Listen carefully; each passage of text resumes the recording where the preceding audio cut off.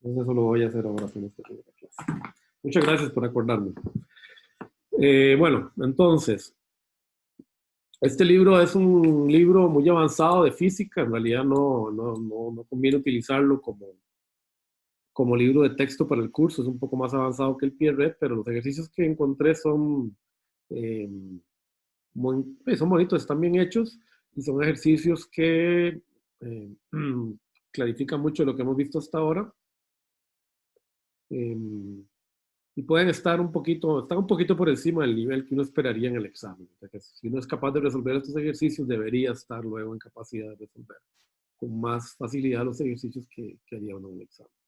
Entonces, tenemos el primer problema. Nos dice, calculemos la localización de la energía intrínseca en el silicio a la temperatura del nitrógeno líquido, a temperatura ambiente y a 100 grados centígrados. Yo cambié un poco los números del ejercicio porque él usa algunos parámetros distintos, en particular con respecto a las masas efectivas de los materiales. Entonces yo lo que hice fue utilizar las relaciones que ya conocemos, que están en la tabla, en una de las tablas que están en la presentación, que vimos la vez pasada. Además, que se las muestro una vez, para que se acuerden. Y yo no sé por qué no lo he logrado cambiar a... Tengo todavía modelo pequeña señal en esta diapositiva. Tenemos que corregir esas cosas. Esta es la masa efectiva. Y habíamos hablado de las masas efectivas, que es esta tablita que tenemos acá, la tablita 2.1. Pues de esta tablita obtenemos estos dos parámetros, ¿verdad?, de masas efectivas de los huecos y los electrones. ¿Ok? Entonces, déjenme cerrar esto por acá, porque me está estorbando mucho. Ok. Entonces, en realidad tenemos que resolver 3 problemas numéricos, ¿ok? Y luego nos tiran esta pregunta: ¿es razonable esperar que la energía intrínseca está en el centro de la banda prohibida? O sea, que se sigue cumpliendo, ¿verdad? El ejercicio que ustedes hicieron extra, ¿verdad? Que si esta es la banda de conducción y esta es la banda de valencia, sí puedo suponer, ¿verdad?, que SUV sigue siendo igual a, o muy cerca, está muy cerca de C más EV entre 2. Me están preguntando si esto puede seguirse suponiendo a pesar de la variación en temperatura. Bueno, hablábamos en la clase anterior de que existe una fórmula precisa para encontrar exactamente dónde se encuentra la energía de Fermi cuando el material no está dopado, que sería este de acá, ¿verdad? Que es igual al término que ustedes despejaron en la tareita extra que les puse, o que comprobaron en la tareita extra que les puse, más este término que anda por acá. No nos vamos a meter en la derivación de esto, está en el pie red, ahí como yo les indiqué la sección donde está la derivación, pero no es algo que, digamos, nos interesa desde el punto de vista del curso como tal, es para cursos más avanzados, y como vamos a ver de todos modos, la variación que existe, esa es la idea de este ejercicio, por este término de acá, normalmente se puede pasar por alto. Bueno, recuerden que tenemos estas dos definiciones de estas dos densidades de estados, tanto en las bandas de conducción como en las bandas de valencia. Okay, recuerden que hayamos definido esos dos valores de esta manera, ¿verdad? Habíamos encontrado que cuando yo dopo el material con ya sea átomos aceptores o átomos donadores, puedo, ¿verdad?, encontrar la cantidad de electrones y de huecos que hay disponibles en el material en función de estas dos fórmulas, donde estos dos parámetros básicamente lo que nos definen es la densidad efectiva de estados en la banda de conducción o en la banda de valencia. ¿Okay? Entonces son dos términos que normalmente se pueden derivar de la física cuántica. ¿Okay?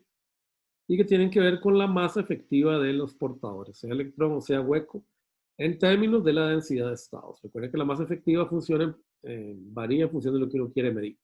Es como una La más efectiva es una especie de generalización o simplificación de un montón de efectos cuánticos en un solo número. O sea, cómo varían o cómo todo ese montón de efectos cuánticos hacen variar la masa del portador. Lo metemos en un solo número, entonces en realidad es un parámetro empírico, ¿okay?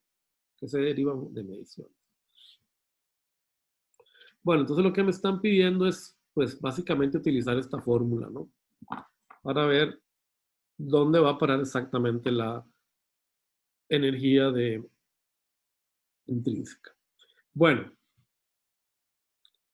¿quién se acuerda de la definición de la banda de la energía o el bandgap? ¿A qué era igual el eje?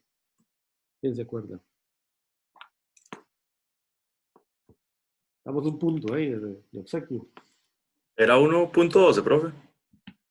Bueno, ahí le doy un punto por el número, pero eso es solo para el silicio. Pero ¿cuál es la definición? Le doy un punto porque la tiene memorizada. Está bien, Gabriel. Gabriel, ¿verdad? ¿Te habló? Profe, sí, ¿Ah? sí, fui yo. Ah, sí, perfecto. Pero dígame, a ver, Gabriel ya, Profe, ya se lo ganó. ¿Cuál era la definición? ¿Cómo podía yo encontrar el bandgap no era como la energía mínima que llega a un electrón para que se excitara. Muy bien, esa es la definición. Le doy 8 puntos porque me dio la definición, aunque no es lo que pregunté. ¿Cómo la puedo encontrar yo? Ya Juli ya no vale. ¿Cómo la puedo encontrar yo con respecto a qué energías?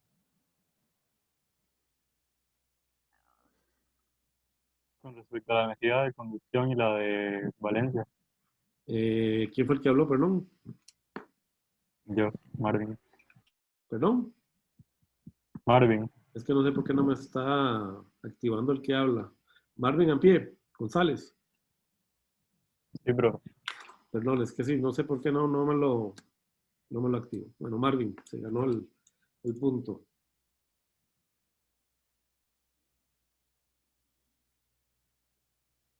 Aquí lo estoy anotando, no se preocupen. No se me olvide pasarlo. Ok, recuerden, ¿verdad? Que es simplemente, ¿verdad? La diferencia entre la banda de conducción y la banda de valencia, ¿verdad? O sea, es de este dibujito de acá, ¿verdad? Esto de acá es lo que conocemos como la banda prohibida, ¿verdad? De energía. Bueno, no puedo tener o no tengo estadios, digamos, energéticos disponibles. ¿Ok? Entonces, variará esto en función de la temperatura. ¿Ustedes qué creen? Así, esto no lo voy a punto, pero ¿ustedes qué piensan? ¿Variaría esto en función de la temperatura? ¿Qué piensan ustedes? Sí, porque ya habría Sí, más variaría. energía en los electrones, ¿no? Los electrones harían Exacto, una ¿verdad? variación. Exacto, es inevitable que haya variación porque recuerden que ese band gap, bueno, se va creando conforme yo voy acercando, ¿verdad? Los átomos y voy construyendo la estructura cristalina y tiene que ver entonces con las energías interatómicas entre los distintos núcleos, con los estados disponibles energéticos que hay en el semiconductor y demás, y todo eso sabemos que es función de la temperatura. Entonces esto es de esperar, ¿verdad? O sea, es de esperar que esta ecuación sea una función de la temperatura. Sin embargo, no necesariamente es una función muy fuerte. De hecho, digamos, en el libro, no sé si está en el Pierret, pero en el CSI estudian la ecuación que genera, digamos, la variación de eje en función de ET, digamos, que trata de medir esa variación, y la variación es mínima, menos del 5%. Por ejemplo, ellos hacen la prueba para silicio a 77 Kelvin, G es 1,16, y a 300K, que esa temperatura ambiente, es 1,12. Entonces tenemos 40 milielectronvolts de diferencia. No hace mucho, ¿verdad? Menos de un 5%, un 4% de variación para una variación de 223 grados, ¿verdad? Kelvin, o sea que es muy grande la variación en grados Kelvin. Entonces, normalmente para los semiconductores es muy común suponer, ¿verdad? Que G es aproximadamente constante. Y para el silicio yo puedo suponer, ¿verdad? Que siempre va a ser 1,12 electron volts, como nos dijo Gabriel. Entonces, digamos que nos vamos a quedar con esa expresión, aunque sabemos que hay una variación, creo que la variación es mínima y no nos va a afectar en gran cosa, sobre todo porque, bueno, en realidad podría afectar mucho porque ustedes pueden notar que eje normalmente está dentro de exponenciales. Cuando ustedes hagan las fórmulas, ustedes van a ver que normalmente uno se encuentra con fórmulas de este estilo, no sé si lo han notado, ¿verdad? Como alguna relación energética, todo dividido entre KT. No sé si han visto que eso es muy común, ¿verdad? En las relaciones que hemos venido derivando. Bueno, esto en particular es porque todo esto viene de soluciones de ecuaciones diferenciales. Ustedes saben que las ecuaciones diferenciales normalmente producen, sobre todo si son lineales y ordinarios, producen soluciones exponenciales complejas o reales. Si no lo han visto, lo van a ver en ecuaciones diferenciales o en señales de sistemas. Ya en CC más o menos uno se va dando cuenta de eso. Entonces, bueno, tener algo variando entre una exponencial es muy peligroso porque ustedes saben que la función exponencial pues, es una función que rápidamente se va a infinito. Entonces, ustedes tienen algo variando en estas regiones de acá, pues aquí tenemos pendientes muy grandes, ¿verdad? Que tienen a infinito. Entonces, ahí puede ser peligroso. Pero como eje siempre está normalmente dividido por otro término que es muy pequeño, la constante Boltzmann sobre T, este efecto se minimiza. Entonces, ahora la verdad la variación no es tan grande, porque si esto está variando en función de T de manera más o menos lineal, y esto pues es una función lineal de la temperatura, esto varía linealmente, aproximadamente linealmente, y esto varía linealmente porque es K por T, y esa variación lineal se compensa. Pues ahora la verdad la exponencial tampoco se ve afectada. Entonces normalmente es bastante seguro suponer, ¿verdad?, que eje es constante. Entonces, ¿qué es lo que tenemos que hacer?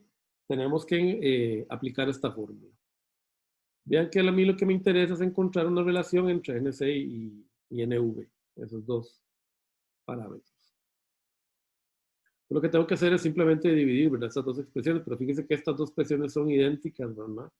Si yo las divido, lo único que me va a quedar es estos dos términos a las 3 medios. Entonces yo puedo decir, ¿verdad?, rápidamente que NC sobre NV es igual a la masa efectiva del hueco entre la masa efectiva del electrón a las 3 medios. Bueno, otra suposición. Suponiendo que esas masas efectivas no varían en función de la temperatura, de nuevo, es una suposición grande, porque esas masas efectivas que hemos derivado tienen que ver con la densidad de estados, y vemos que la densidad de estados tiene que ver pues con la temperatura, porque están relacionadas con las bandas energéticas disponibles. Se puede suponer, digamos, en una primera aproximación que no hay problema con eso, ¿ok?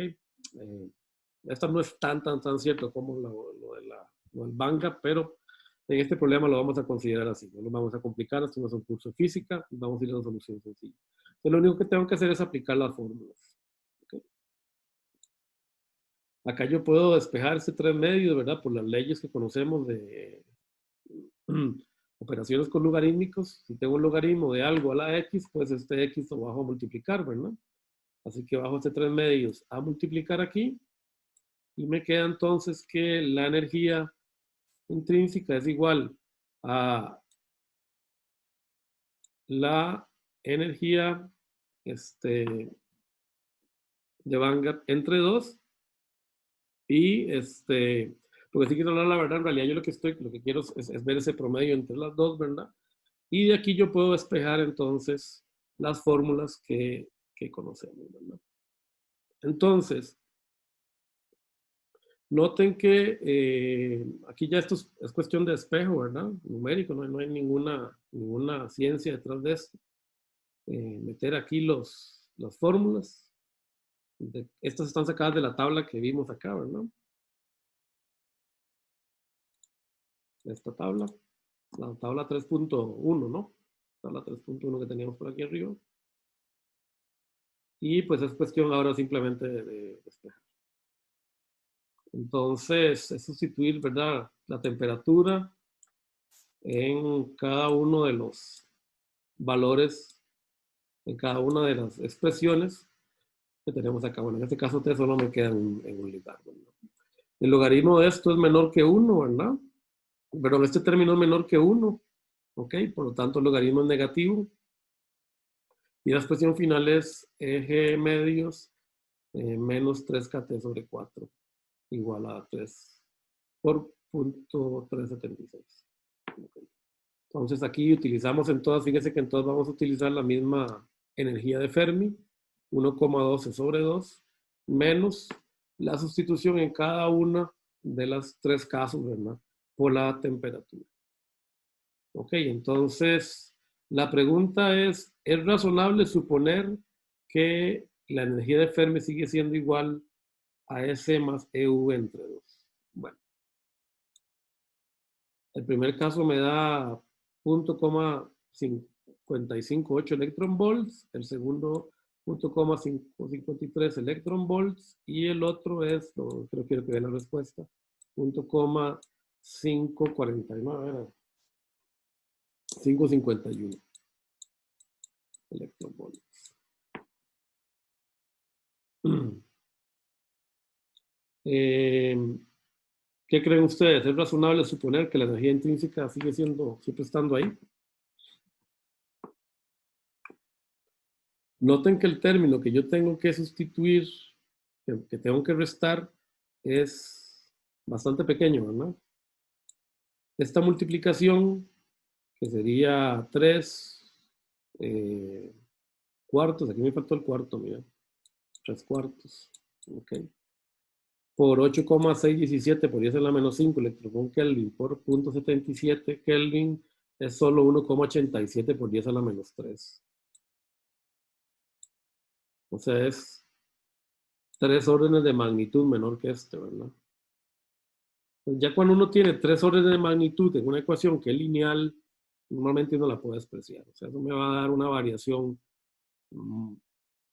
¿de cuánto? De 1%, ¿verdad? Alrededor de un 1%, un 2%, 3% en la variación final, ¿verdad? Si tengo 3 órdenes de magnitud menos, ¿verdad? Menos de eso, de hecho. Entonces, normalmente yo puedo despreciar estos términos. Del mismo aquí, ¿verdad? Fíjese que el término sigue siendo todavía bastante pequeño, 7,3 por 10 a la menos 3. Electron volts, esto es, si lo quieren ver, digamos, esto sería como hacer 0,56 menos 0,007, ¿verdad? Fíjense que hay 2 ceros ahí, o sea, ese término es 2 órdenes de magnitud, está debajo, ¿verdad? Del término que queremos considerar. Y en el último caso también, ¿verdad? Fíjense que el término es menos 9,05 por 10 a la menos 3. Entonces esto es 0,009. O sea que en todos estos casos, ¿verdad? Se puede suponer que esta relación sigue siendo válida, pues los términos son 2 órdenes de magnitud siempre menores a la mitad de la banda prohibida, ¿verdad? Entonces, en definitiva, ¿verdad? Por eso es que uno se aprende esta formulita de memoria y no se preocupa por la variación realmente que sufre la energía intrínseca en función de la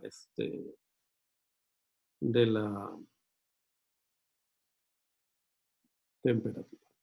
Claro, ¿alguna pregunta? Bueno, este estaba facilito.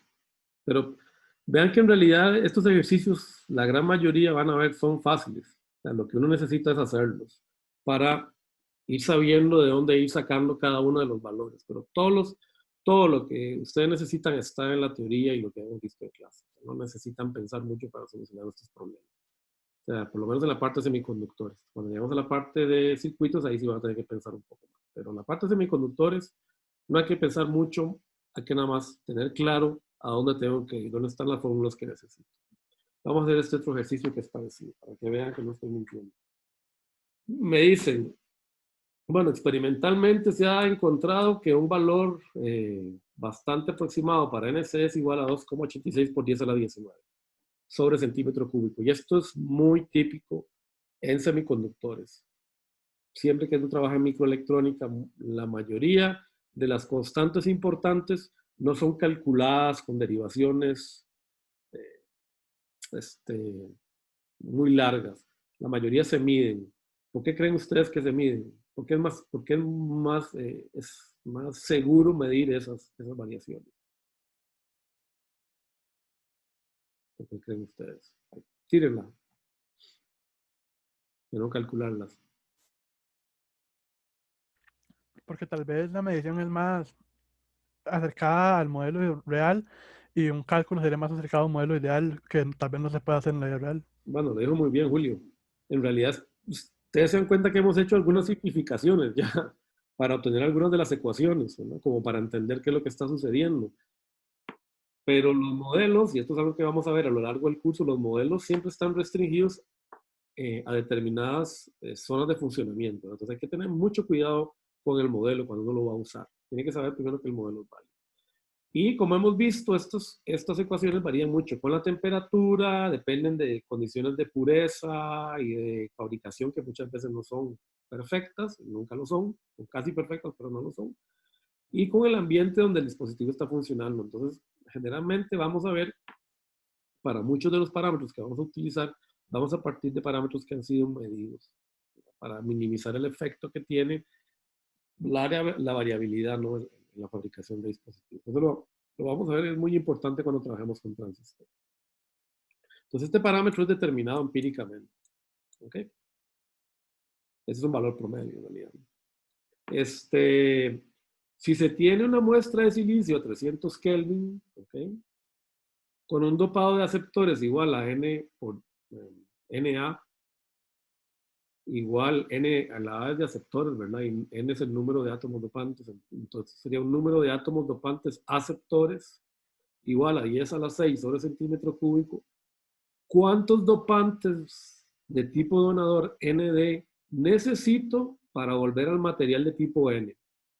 Vean que esto, si yo estoy diciendo que estoy materializando mi silicio intrínseco con aceptores, significa que lo estoy transformando en un material tipo P. Estoy poniendo dopantes a los que les falta un electrón, o sea, solo tiene 3 electrones en la banda de valencia.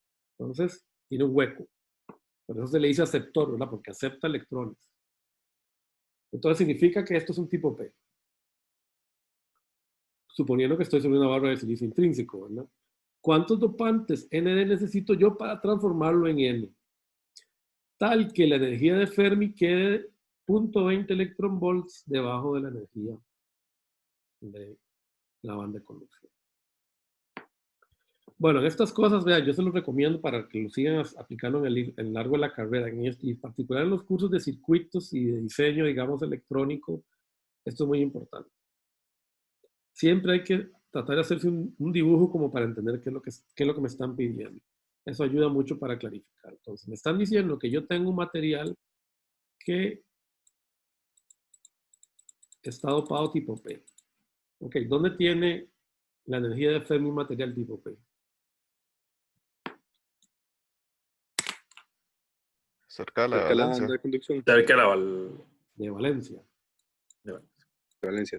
De Valencia. Bueno, está bien, muy geisha. Tiene que andar por acá, ¿verdad? Cerca de ahí, ¿verdad? No sabemos dónde, pero tiene que andar por ahí. Puede estar incluso debajo, ¿verdad? O sea, puede estar un más abajo que la banda de Valencia, ¿verdad? Pero en principio anda cerca, ¿verdad? Puede ser no degenerado, o sea, que no se acerca más de... ¿Cuánto era que no se podía acercar más? ¿Cuánto era el límite acá? Eso es que más que no se acuerda, ¿verdad? El límite acá es 3 KT, ¿verdad? No me puedo acercar más de 3 KT aquí porque si no el material se convierte en degenerado y ya no puedo usar las soluciones exponenciales. No se preocupen, para este curso siempre va a estar arriba de este límite. ¿Okay? Siempre va a ser un material no degenerado. Entonces yo tengo que agarrar esta energía de Fermi y llevármela para allá. Hasta un punto donde la energía de Fermi esté exactamente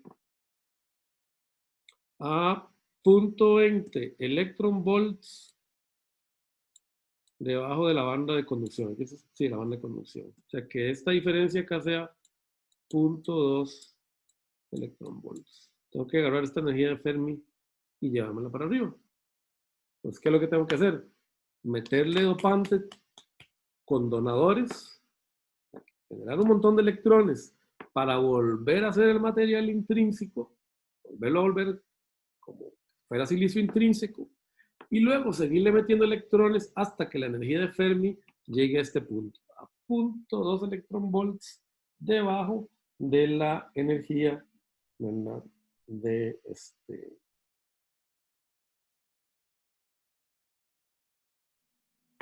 Bueno,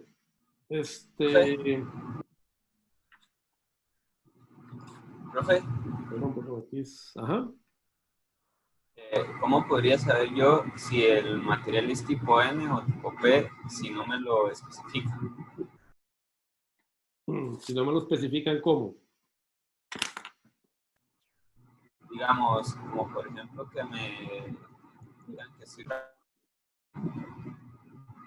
trabajando con un semiconductor de silicio, Sí. que esté dopado con otros dos elementos, no sé.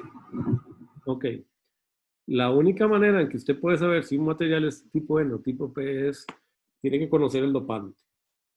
Los dopantes tienen que ser o aceptores o donadores.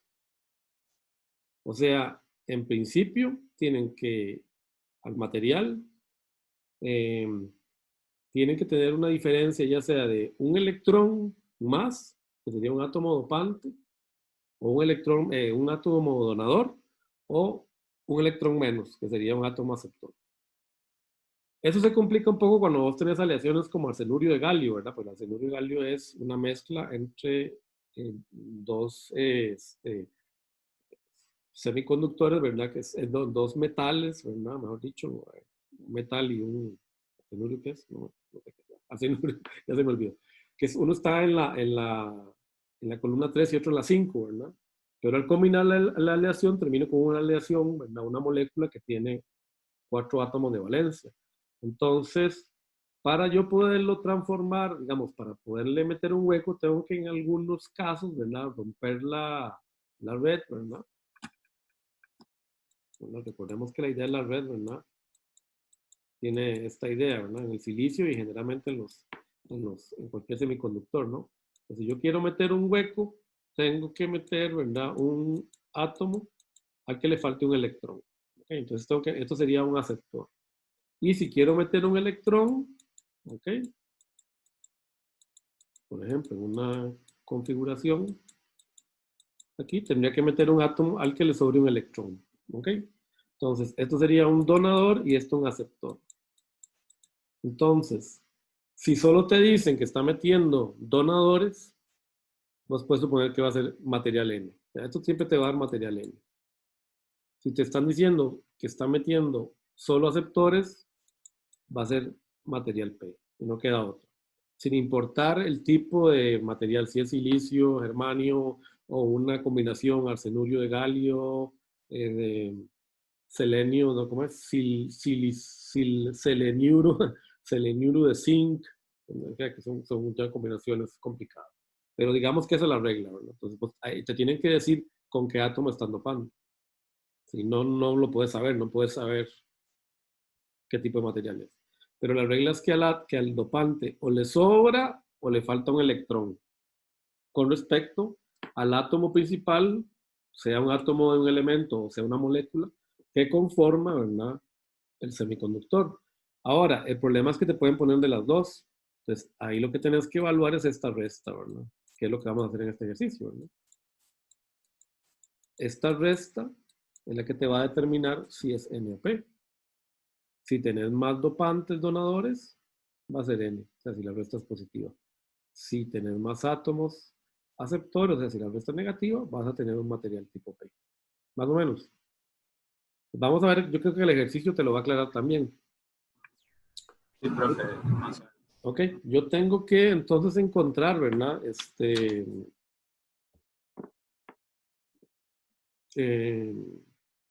Bueno, ¿cuánto necesito para hacer ese traslado, ¿verdad? En la energía de Fermi. Ok.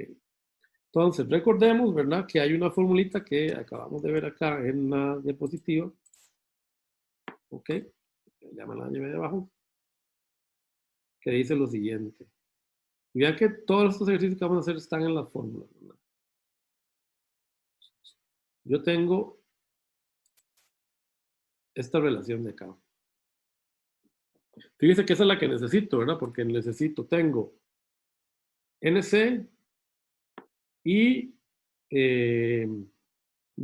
necesito encontrar el número de electrones que se me van a generar para una resta en la energía de Fermi menos la banda de conducción, que tiene que ser igual a 0.2. Entonces, esta es la fórmula que a mí me sirve, ¿verdad? Entonces, me vengo acá y busco la fórmula. Ahora, noten que tenemos este asunto. Tengo huecos y le voy a empezar a meter electrones. O sea, yo necesito llegar a un N que tiene que ser igual a N de menos Na. O sea, tiene que ser positivo. Tengo que tener un número positivo, ¿verdad? De partículas, obviamente. No puedo tener un número negativo de partículas. Esto tiene que ser igual a este N de acá. Yo lo que tengo que hacer es sustituir esta resta en el N. ¿La vieron? Fíjense que el material es tipo P y lo tengo que transformar en tipo N. Entonces, tengo que compensar el número de átomos aceptores con un número total de átomos donadores tal que se me dé un N que me cumpla que esta diferencia en magnitud sea 0.20 electronvolts. Entonces, reacomodo la ecuación, ¿verdad? Eso es lo que hice acá. Ahora, fíjense que me están pidiendo, ¿verdad? Me están diciendo que la energía de Fermi está en realidad debajo de la banda de conducción, ¿verdad? Lo que me dice el enunciado del problema. ¿Ok?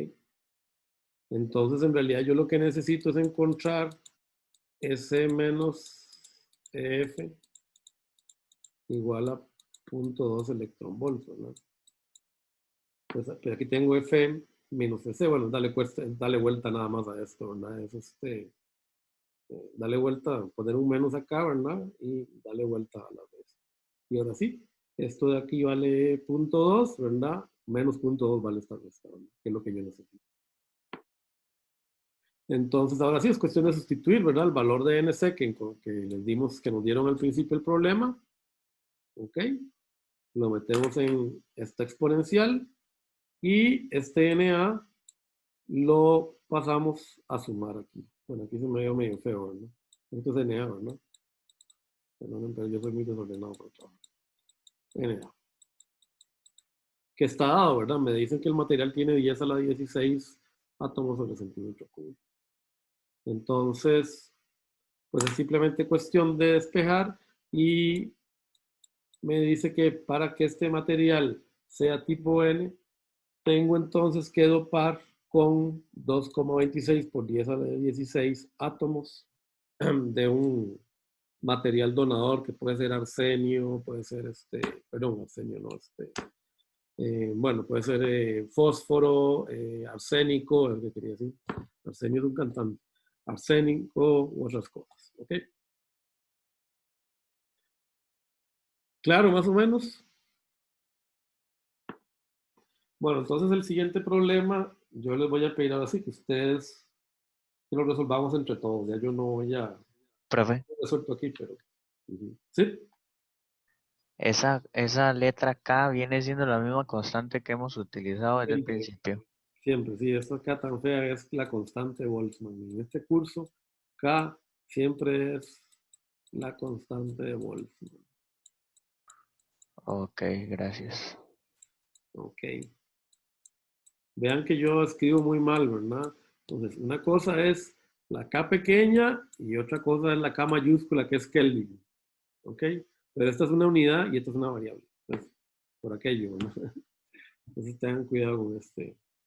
Es pequeñito, esto es KT, ¿verdad? Entonces, constante Boltzmann por temperatura en Kelvin. Recordemos que la constante Boltzmann puede estar en julios o en electronvolts sobre Kelvin, o julio sobre Kelvin, ¿verdad? Nosotros vamos a quedarnos con la de electromorfismo.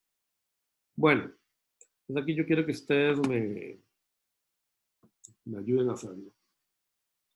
Dice, se sabe que, vamos a ver, se dopa una muestra de silicio con 10 a la 17 centímetros cúbicos de arsénico. Es más, vamos a abrir un borradorcito para hacerlo más bonito.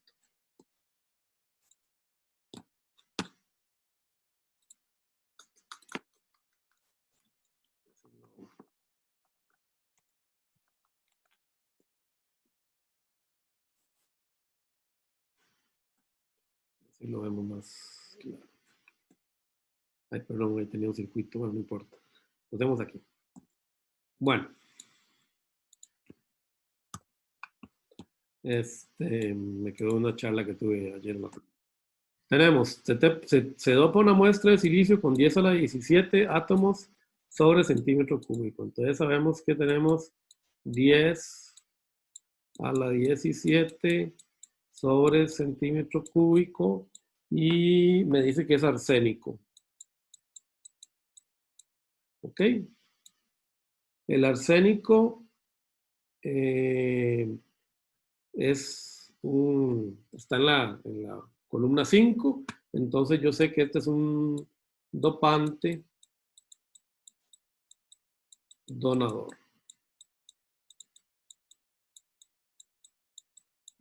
¿Ok? Bueno, eso lo podemos comprobar aquí, recuerden, ¿verdad? El arsénico está en la columna 5, significa que tiene un electrón más en la banda de valencia, o sea, el arsénico, el fósforo, me meten, ¿verdad? Un electrón más. Entonces tengo 5 electrones. Y me preguntan cuál es el número de portadores hueco sobre centímetro cúbico a 300K. ¿Ok? Entonces P es igual, no sabemos. La temperatura es igual a 300K. Ahora, si esto es un dopante donador, ¿esto qué me produce? A ver si estamos despiertos todos. ¿Qué me produce un dopante donador? Tipo N. Electrones libres. Tipo N, muy bien. Electrones, ¿verdad? Voy a tener electrones. Ahora, a 300K, ¿qué puedo suponer yo? ¿Cuánto vale N?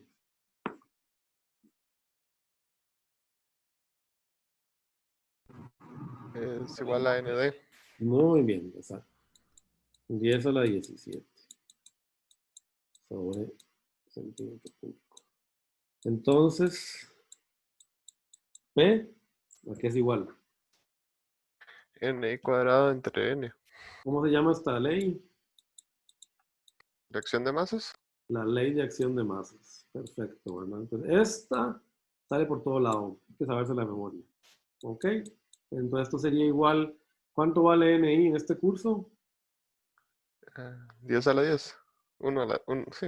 10 a la 10, ¿verdad? Siempre.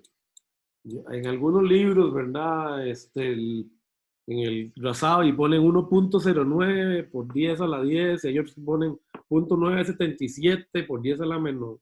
O sea, vámonos siempre, ¿verdad? A 10 a la 10. Veamos que esto varía mucho con función de la temperatura. Entonces nos simplificamos la vida. Esto al cuadrado sobre 10 a la 17.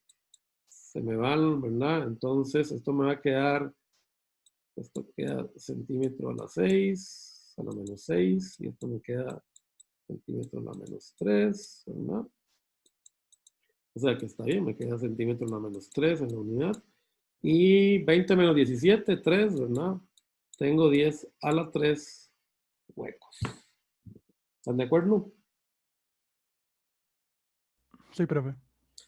Muy bien, la que viene es un poquito más complicada. A ver, me piden que les haga el diagrama de bandas. O sea, dibújeme el diagrama de bandas de este material, que ya sabemos que es tipo N.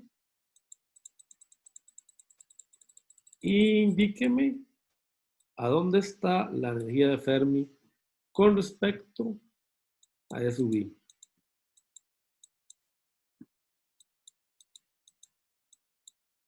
Y denme un número. ¿Ok? Bueno. A ver, ¿qué proponen ustedes?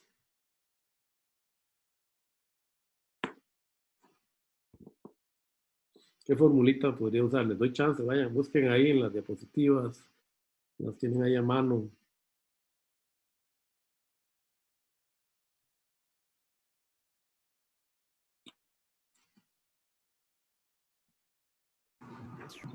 La resta de las dos bandas, profe.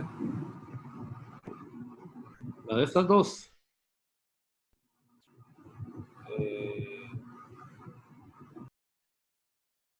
Sí. Necesitamos algo que me relacione N con la energía de Fermi, ¿verdad? Y la energía intrínseca. ¿Dónde está la energía de Fermi? ¿Arriba o abajo? En el medio. Arriba. Arriba, arriba. Arriba. Porque ya lo dopamos, ¿verdad? Recuerden que Ajá. si está Ok, sí, está dopado, no top. está en el medio. Tengan, ¿verdad? Muy bien. ¿verdad? Si está dopado, no puede estar en el medio. Está en el medio es material intrínseco. Pero por eso yo necesito que ustedes, exacto, estén poniendo atención. Yo sé que está ahí. Lo que no sé es a qué distancia está de la energía intrínseca. Entonces yo necesito una fórmula que me relacione esas dos. Como lo dijeron muy bien por ahí. ¿Cuál fórmula es la que me sirve?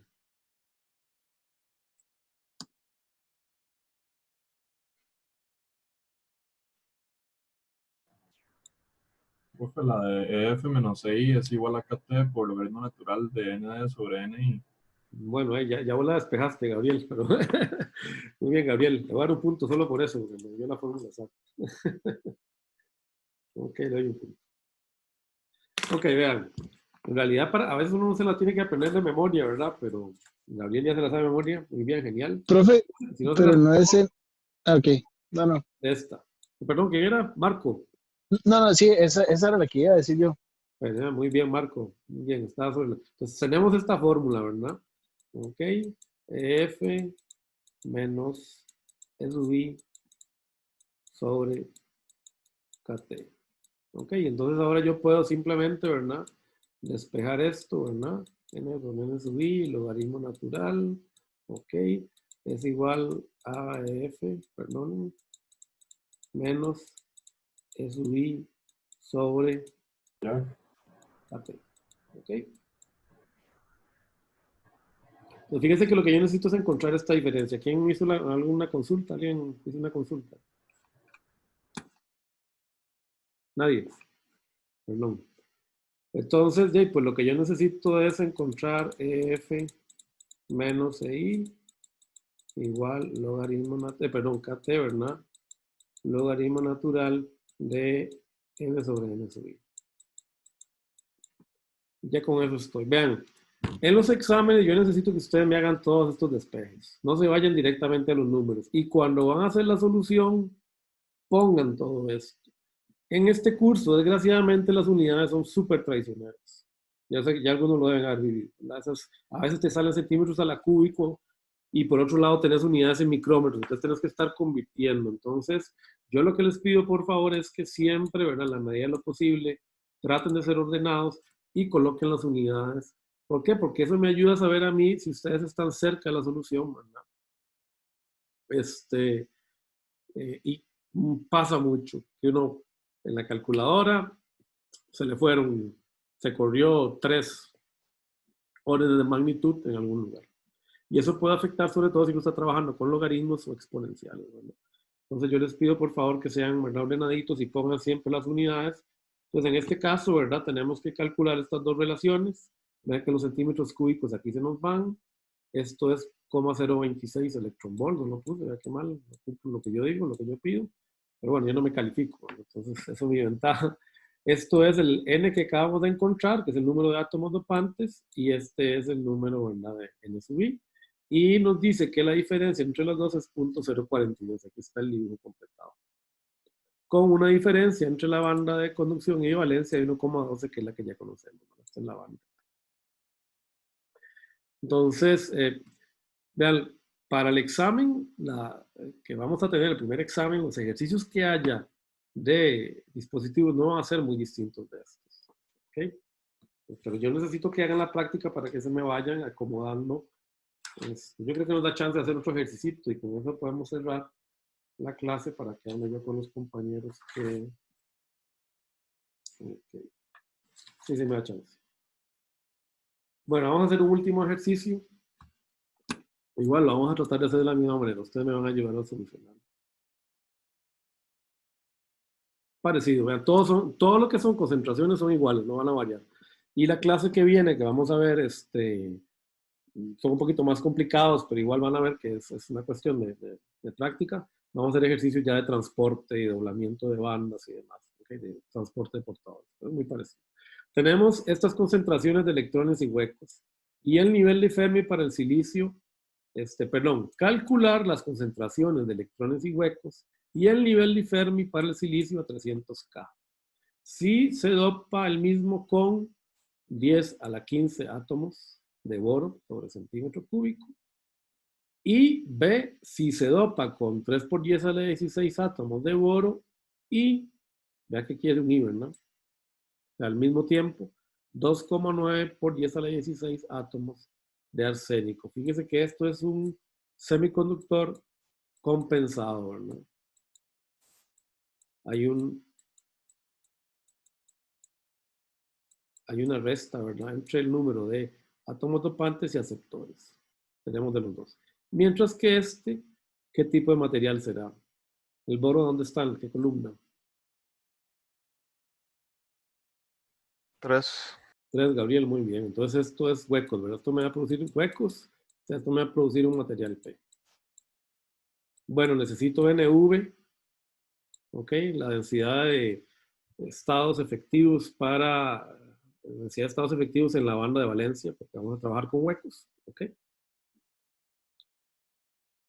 Entonces, esto hay que sacarlo de una tabla, ¿verdad? Porque esta información no la podríamos calcular, pero en la tabla 3.3 del PRED, okay, entonces vamos a esto.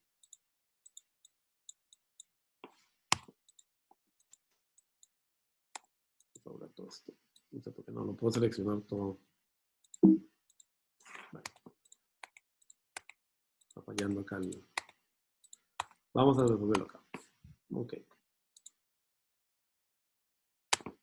Tenemos boro. Vamos a hacer el 1. Profe, una pregunta. ¿Para el examen nos dan alguna tabla con fórmulas o valores que nos piden? Lo más probable es que les demos un formulario y todo, con tablas, con valores y todo. Sí, realmente se entrega. Ok, gracias. Okay. Bueno, me dicen que boro tengo entonces 10 a la 15. Vamos a la 10 a la 15 átomos sobre centímetro cúbico. Esto estamos en la columna 3, entonces el material ya sabemos que es tipo P. Bueno, entonces Na igual a 10 a la 15 centímetro cúbico. Entonces esto ni les pregunto, porque ya van a estar aburridos. Entonces P es 10 a la 15, ¿verdad? Sobre centímetro cúbico, porque el problema dice que la temperatura es 300 K, ¿verdad? Esa es una regla también para algunos ejercicios. Si nadie les dice la temperatura, ustedes supongan 300 K, ¿verdad? Si en ningún lugar dice para un átomo de silicio, T igual tanto. Si no dice T igual tanto, ustedes pueden suponer automáticamente 300K. ¿Okay? Porque hay algunos ejercicios del Pierre y del Rasabi donde ellos tiran el problema y no dicen la temperatura. Y cuando uno ve la solución dice, bueno, suponiendo T igual 300K. Ok, esa es la regla para... Bueno, N es... Ahora de nuevo, Ni cuadrado sobre P igual 10 a la 20 sobre 10 a la 15. Y eso es 10 a la 5, ¿verdad? Electrones sobre centímetro cúbico. Muy bien. ¿Cuánto vale la energía de Fermi?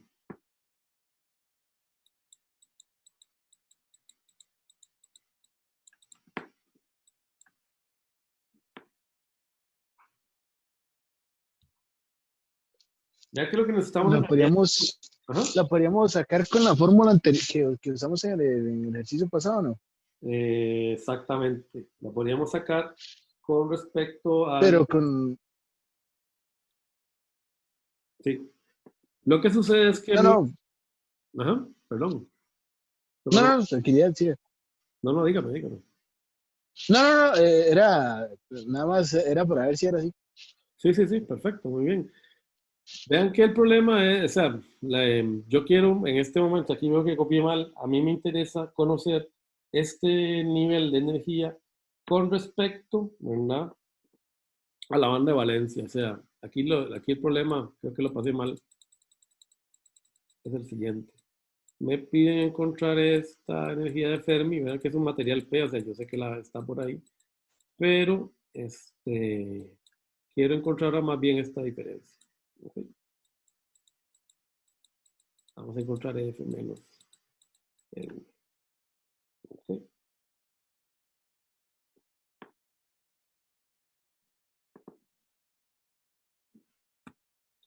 Bueno, entonces lo que tengo que hacer aquí es lo siguiente. Tengo que buscar una fórmula que relacione estas dos de acá, ¿verdad? La anterior me relacionaba F con S sub I. ¿Ok? Era esta de aquí. Entonces esta no me sirve. ¿Ok? Pero yo tenía que... ¿Sí? Sería como la del primer problema. Exacto. Solo que el equivalente, ¿verdad? Porque la otra usamos para los electrones. Entonces, lo que necesito es encontrar, ¿verdad?, una fórmula que me dice, ¿verdad?, que P es igual a NV por la exponencial, ¿verdad?, de F menos, perdón, EV menos F, ¿verdad?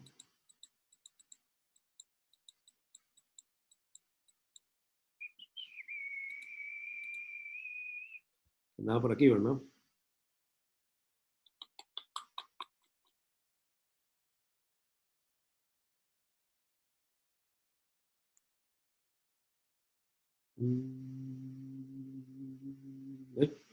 Aquí abajo tiene que estar, hasta el puro final. Esto de aquí, ¿verdad? Tenemos que usar la alternativa, ¿verdad? Ok. Entonces, fíjense que ya lo tengo todo, ¿verdad? Tengo este NV, tengo P, que es 10 a la 15, y KT, que lo conozco. Bueno, entonces, pues lo que tengo que hacer es de nuevo, ¿verdad? Vean que lo que necesito en realidad es F menos EV, ¿verdad? O sea, necesito darme vuelta, ¿verdad? Entonces, yo puedo decir que NV sobre P es igual a la exponencial de, le doy la vuelta, ¿verdad? F menos EV sobre KT. Saco el logaritmo natural a ambos lados.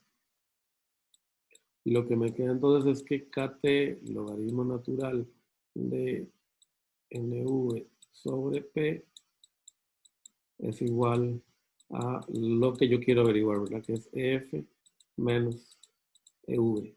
Porque la energía de Fermi mayor, ¿verdad? Está encima de la banda de valencia, en este caso. Entonces, si despejamos, ¿verdad?, obtenemos, ¿verdad?, es exactamente el mismo procedimiento que acabamos de hacer, que la energía de Fermi es igual a 0.26 electronvolts. Está encima, ¿verdad?, de la... Okay. Vean que entonces yo sé que, digamos, la energía de Fermi está a 0.6, ¿verdad? 0.26 acá. Electronvolts. Profe, perdón, pero no me quedó claro por qué usamos NV. Porque estamos hablando de huecos, entonces tenemos que trabajar con la banda de valencia. Y NV es la densidad de estados disponibles en la banda de valencia. Ya lo pongo aquí en teoría, que la vea. NV es la densidad efectiva de estados en la banda de valencia. Entonces, si son huecos, todo lo que tenga V abajito, valencia. Si son electrones, todo lo que tenga C, conducción. ¿Está bien? Estamos en la banda de conducción, electrones en la banda de valencia hueco. Listo. Ok. Entonces ahora la siguiente pregunta es, ¿qué pasa si dopo con 3 por 10 a la 16 y 2,9 por 10 a la 15? Okay. Entonces, ¿qué pasa en esa situación? Bueno, vamos a hablar de esto. Total, esto ya lo resolvimos. No sé por qué no lo puedo hablar todo. ¿Qué me está hablando eso?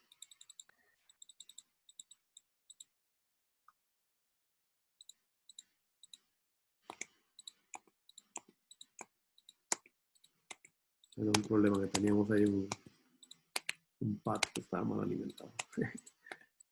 Ok, entonces, vean que ahora tengo que me están poniendo un NA igual 3 por 10 a la 16, ¿verdad? Centímetros cúbicos. Y el ND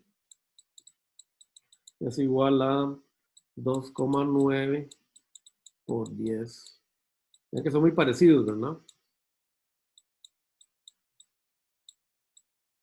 Significa que están muy cerca los dos, ¿verdad? Los dos dopantes. Yo no puedo decir, recuerden la regla, yo no puedo decir entonces acá ND mucho mayor que NA, ¿verdad? No puedo decir eso, ni tampoco puedo decir NA mucho mayor que ND. O sea, entonces no puedo suponer que es N o P. Tengo que evaluar la resta, ¿verdad? Entre estos dos. ¿Cuál es mayor? Na. Entonces yo sé que el dopado dominante es de huecos, ¿verdad? ¿Por qué? Porque Na es mayor que ND. Na menos ND, ¿ok? Es igual, aquí tengo resuelto aquí abajo, a 10 a la 15, ¿verdad? Sobre centímetro cúbico. Entonces tengo 10 a la 15 electrones. Vean que a la hora de trabajar con estos números tan grandes, ¿verdad? Igual tengo un montón, ¿verdad? Bueno, estos son huecos, ¿verdad? ¿Por qué son huecos? Porque son el número de aceptores. Exacto, el número de aceptores me dice, era para reforzar eso, ¿verdad? Entonces, Na, aceptores, huecos, es mayor. Entonces, lo que tengo dominante son huecos. ¿Cuánto es el número de electrones?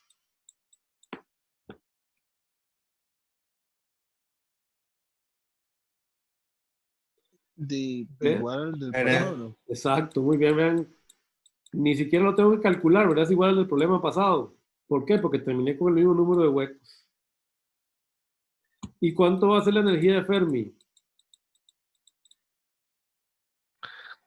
Igual que el anterior. Igual, exactamente, muy bien. No varió, ¿verdad? O sea, yo puedo construir un semiconductor que tenga la misma cantidad de huecos, jugando con una variación de arsénico y boro, y que tenga exactamente la misma cantidad de electrones y la misma energía de Fermi. O sea que desde ese punto de vista de concentración de portadores, los dos partes del problema son equivalentes.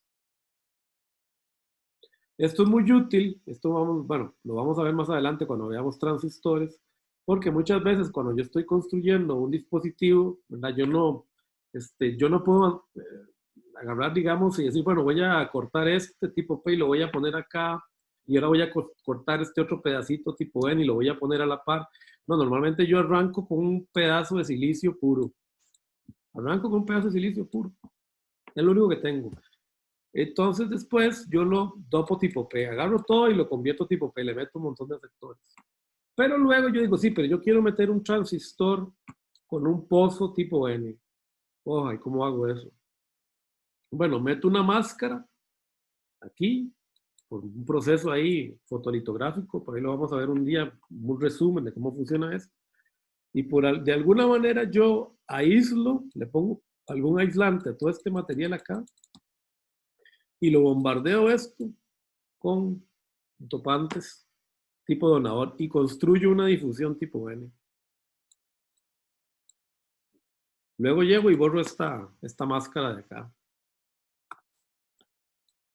La borro. Simplemente la puedo arrancar, pues eso se le conoce, es el proceso de capado, etching. La borro, ¿verdad? Obviamente no borré el material, no lo borré, ¿verdad? Simplemente saqué la capa. Me quedó ahora así un material. Lo convertí de P a N. Es más, luego yo podría decir, bueno, pero acá yo necesito un transistor PMOS, entonces ahora tengo que volver a hacer el mismo proceso. Voy a meter 2 difusiones tipo P. Entonces pongo una máscara acá, pongo otra máscara acá, pongo otra máscara acá y lo dopo con boro. Y entonces ahora aquí tengo P, más lo dopo muy fuerte, P más. Y luego encima de esto pongo un polisilicio ahí, P más, que es en realidad es semiconductor, es silicio, pero ultra dopado, tan dopado que esto es prácticamente un conductor y se destruye la estructura cristalina. Eso lo vamos a ver con el MOSFET. Y terminé con un transistor MOSFET. Es más, si yo puedo decir, bueno, y aquí quiero una pequeña muesca N+, que la utilizo para el contacto del sustrato de este transistor. Entonces tengo un transistor PMOS, después lo vamos a entender, no se preocupen, yo sé que algunos no tienen ni idea de lo que estoy hablando, pero lo vamos a entender con calma. Un transistor PMOS encima de algo que empezó siendo una barra de silicio puro. ¿Sabe? ¿Por qué? Porque estamos trabajando en tamaños que son micrométricos, si no nanométricos. Entonces no puedo estar diciendo, bueno, le pego esto, no.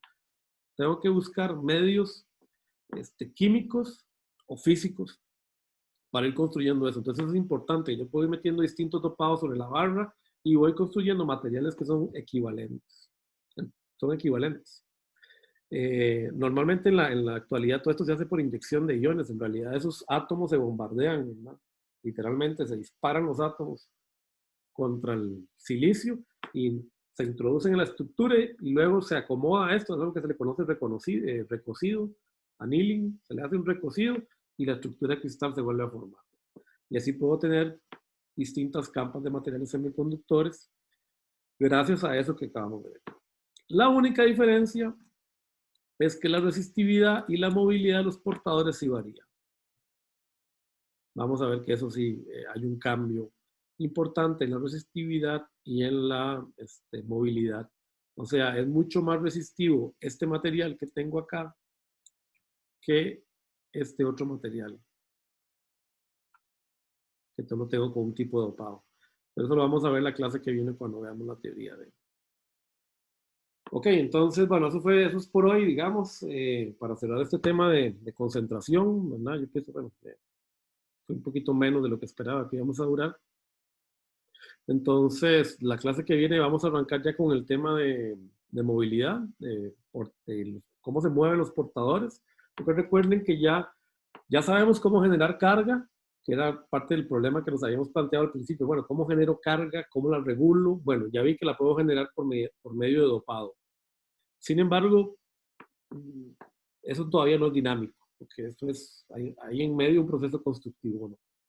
Bueno, ¿de qué otra manera puedo generar carga? Bueno, la podría generar a través de campos eléctricos, ¿verdad? Que genere movimientos de carga y que me permitan que la carga se me acumule en un lugar u otro. Pero para eso tenemos que estudiar cómo se mueven los portadores. Ustedes ya conocen un mecanismo, que es el mecanismo de arrastre. Ya lo conocen porque es el mecanismo de la ley de Ohm, de hecho, que dice que V es igual a I por R. Solo que nosotros lo vamos a estudiar en términos de campos eléctricos. Entonces vamos a irnos a un nivel más abajo de la ley de Ohm, pero es exactamente la misma ley. Bueno, van a haber otros mecanismos de conducción, recombinación, regeneración, mecanismos de avalancha, qué sé yo, que son, casi todos ellos son mecanismos secundarios que afectan a los dispositivos. Y un mecanismo que también es muy importante, que ustedes todavía no conocen, por lo menos no en electrónica, pero que sí conocen en física, se han estudiado las leyes de Boltzmann para gases. Por eso es que estamos usando tanto la constante Boltzmann. De hecho, si conocen esas leyes de difusión de gases, vamos a ver que se pueden aplicar los mismos conceptos para otro mecanismo de conducción, o sea, otro mecanismo para generar corrientes eléctricas. Este sería el mecanismo de difusión. Eso lo vamos a empezar a ver en la clase que viene.